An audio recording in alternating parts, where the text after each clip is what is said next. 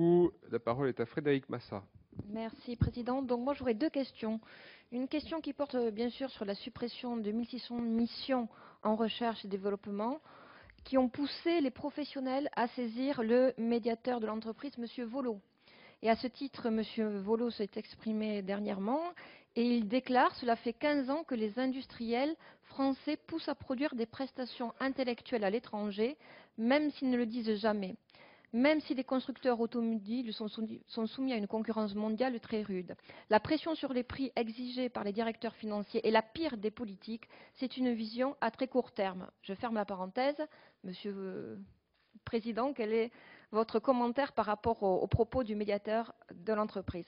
Ensuite, une autre question sur la pile à combustible. Comme vous l'avez dit tout à l'heure, la semaine dernière, il y avait à votre place Monsieur Bigot, directeur du CEA.